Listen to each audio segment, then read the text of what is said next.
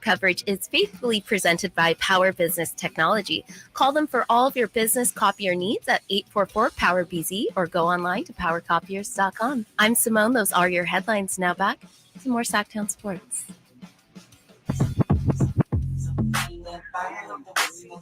Sacramento's official home for the San Francisco 49ers. SacTown Sports. Shout out Double R. Welcome on back. It is SacTown Sports. 1140 alongside Jay Johnson. I'm Zachariah. Coming up at 3:45, Jay. Let's go around the wacky world of sports, shall we? Got some things in the headlines that caught my eye. Like to get your 2 cents on it. That's what we do here for the most part, is it not? But right now we got a guest, Jay. We got a guest in the building, and we're going to start with his name, Jason Aponte. I don't know why I want to say it like that. He's on Twitter at Jason Aponte 2103. Jason, what is the origins of your last name, and why is it giving me so many fits? Well, I mean, a lot of people always ask me, how do you pronounce it? Hey, go with the flow. Nobody ever really told me how to pronounce it. As you know, it's all good. I'm fine with it. All right, cool. I'm rolling with Aponte.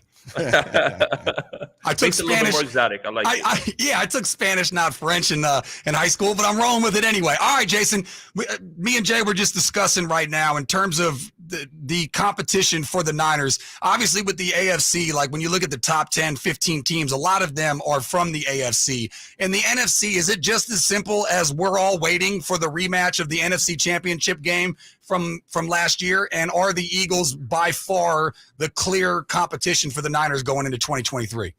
Yeah, on paper, it's always fun to discuss things like that in August, and it certainly seems that way, especially with the influx and losses of the NFC over, right? You get Aaron Rodgers over to the AFC now, and you start to look around at the teams, and it really just looks like the Eagles and the 49ers are the class, and then the tier under that is like the Dallas Cowboys and the Minnesota Vikings, the Seattle Seahawks. They're all in that class, and then there's like teams like the Detroit Lions waiting and sitting around, where they're going to be the sexy pick for everybody. But conventional wisdom right now in August would say that absolutely the 2 teams out of the class of the NFC are the Philadelphia Eagles and the San Francisco 49ers. But that is all well and good in August. The games still have to be played.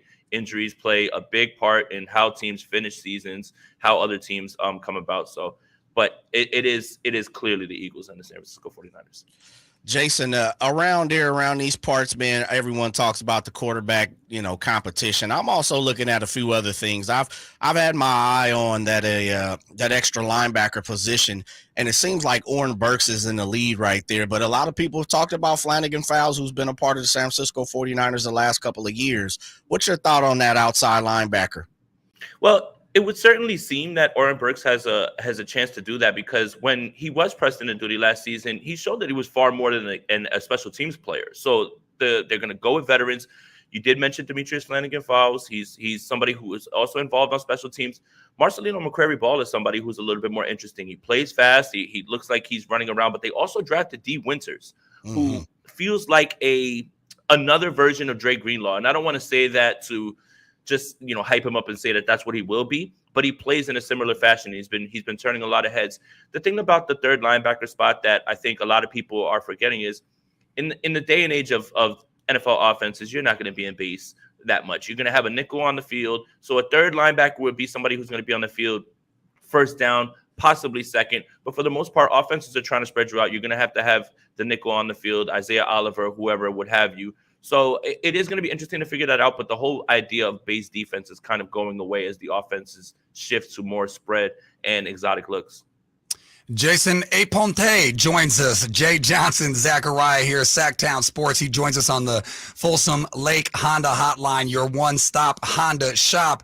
I'm going to make this very short and sweet, which is very much unlike me, Jason. But Nick Bosa holdout, deal or no big deal? No big deal. He doesn't have to do anything in training camp, and I doubt even if he was signed, he wouldn't be doing anything in training camp, possibly be in drills. You're not going to see him at all during the preseason. It's almost like get him to the Greek, just get him to week 1. They'll figure it out. The way Kyle Shanahan is kind of speaking about it, just get him to week 1. That's it. You know that he's in tremendous shape. The only concern would be after holdouts, soft tissue injuries possibly, or what would the ramp up be? But I'm not worried about it. There's no way that they don't get this done. And I echo Kyle Shanahan's sentiments in the press conference about not being worried about it. Jason, we know Jawan Jennings, Debo Samuel, Brandon Ayuk, but who's number 4 after those 3? Is it Grant? Is it Danny Gray, or who are we looking at? Ray McLeod? Who you think is that 4th wide receiver to come off the bench after those big 3? That's actually a really interesting question because I've been kind of pondering it myself. It certainly would seem like it's Ray McLeod. Ray McLeod feels like a guy who they utilize like Debo Samuel. Obviously he can't do the things that Debo does because Debo's running over people, but they use him in similar fashion, jet sweeps, quick throws, things like that. Seems like he's got that spot locked in. 5 and 6 is going to be very interesting. From all accounts, Danny Gray has looked much better. I don't think they'd cut the cord on a draft pick so quickly. The 6th spot is going to be a lot harder. Who are they going to bring in? Is it going to be Chris Conley? Is it going to be Tay Martin? Willie Snead is turning some heads with some catches as well, too. For my money right now, I would probably put it on Chris Conley being the 6th. Very underrated run blocker, has the NFL receiving chops, and is somebody, again, Kyle Shanahan kind of craves that experience, right, that he can lean on. And that would also just make sure that Ronnie Bell is stashed away on the practice squad, and hopefully nobody's really gotten the news on him because the 49ers would like to keep him around as well, too.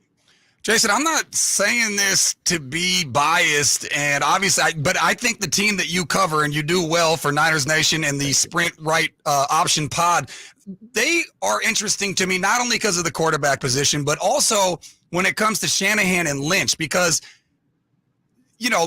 Jay was joking about being a tormented Niners fan, but it's not because they haven't been relevant or competitive. It's just because they have not quite gotten that 6 yet. How do you see, obviously they don't, job security is not an issue, but I've also heard rumors that Lynch said that if he won it all, he might retire and walk away from it. Tell me what you're making of the head coach and the GM going into this year. I mean, I think when you look at what they inherited in 2017 and where they are now, perennial in and out, as long as they have stable quarterback play, they're going to be NFC title at least. I think it's a wonder what they've built. And I think a lot of people, well, they haven't won the big game. Well, I think you guys are underestimating, 31 teams go home and they don't win the big game. It's very hard. It's some things that are outside of your control, like a Brock Purdy injury in the NFC title game. And then, what 49er fans fail to forget is, does that mean that you have enough to beat Patrick Mahomes in the Super Bowl? Like, there's a whole other game after that. I understand, you're upset about the Eagles game, but for what they built and for all the flack that they get for, well, they missed on this first-round pick, they didn't evaluate Mahomes, they didn't evaluate this guy, the guys that they've been able to hit on in the 5th and 6th round have been not just guys that contribute, they end up being all pros and stars at the best at their position. Nick Bosa falls into their lap. You add that in there. The way that they scout, find undrafted free agents. The Christian McCaffrey deal is just it's like the cherry on top. The way they've been able to build this roster and keep them every single year, and the only real discussion is what's going on with the quarterback, is something that should be marveled at. And I think that a lot of people just forget that it's very hard to win Super Bowls. Took a lot of very good Hall of Fame coaches a long time to win Super Bowls. Bill Belichick, Andy Reid. Andy Reid kind of mirrors a little bit what Kyle Shanahan is doing, known as the guy who can get there, not get it done, finally breaks through when he gets his Mahomes. But I think you should be proud that this team every single year is the team that people are saying, man, they're the most complete. If they ever got a quarterback, watch out for everybody. And I don't necessarily disagree with that, but I think they can still have some sort of success even with Brock Purdy. Completely agree, Jason. Joined by Jason Aponte of Niners Nation. I'm glad you said that because as a 49er fan, you made me feel good. I was all warm and tingly inside, Jason. I completely agree with that. That's what he's here for.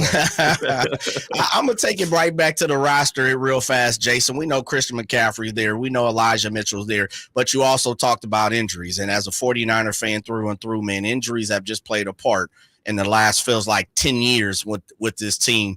Jordan Mason, Ty and Davis Price are on the back end. Of course, they use the picks right there. Think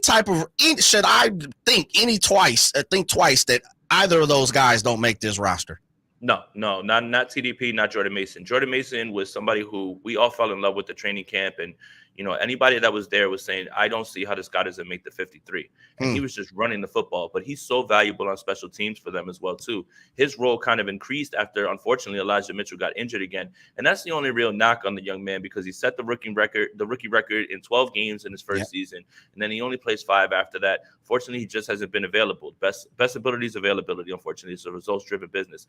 From everything that's being said about Ty Davis Price is that he's taking the next leap. Now, that's all well and good. Everybody is in either the best shape of their life, playing their best football in training camp. But Can it translate to the field? And I think we're going to see that this weekend. You're going to see a little bit more Tavius Price. Does he look a little bit more decisive? Is he not dancing in the backfield? Is he hitting the holes? Did he figure out something? Has the light come on? And I think you don't have to worry about either of these guys not making the team, especially if the Elijah Mitchell injury isn't as severe as, like missing a bunch of time or anything like that. Jason Aponte, you can catch his work, Niners Nation, Sprint Right Option Pod on Twitter at Jason Aponte 2103. Jason, appreciate the time. And, get ready, man. There's not much time until the season starts. Hold on real quick, Jason. I see you got the Batman and the Spider-Man, and it feels like a few other things to the your left side. What you got back there, brother? All right, so you see the pop figures and everything on the shelf right there. This gentleman here that I'm pointing to, I'm gonna get closer to. I'm an East Coast guy. My father's from the Bronx. I know you guys are not gonna like to hear this, but that's Derek Jeter. Man. Okay, bye, Jason.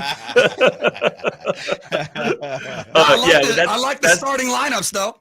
Yeah, that's Derek Jeter. But yeah, like a big comic guy. You see my 49er stuff on the top. But the comic book stuff is what gives me my little escape, because I got to tell you, there's nothing stranger than asking yourself, did I really just watch the all 22 of the Hall of Fame game between the Jets and the Browns? And like, do you really have an issue now at this point? So yeah. All right. Well, we appreciate the time, Jason. I hope you enjoyed your summer, because it's about to ramp up. Yes, absolutely. I'm excited for structure and discipline and NFL football. Absolutely. Yeah, you're not. I can tell you're lying in the tone of your voice. Jason Aponte, thank you, sir. Good stuff out of him. Yeah, man, it's time. I think it hits me. Training camp stuff comes out.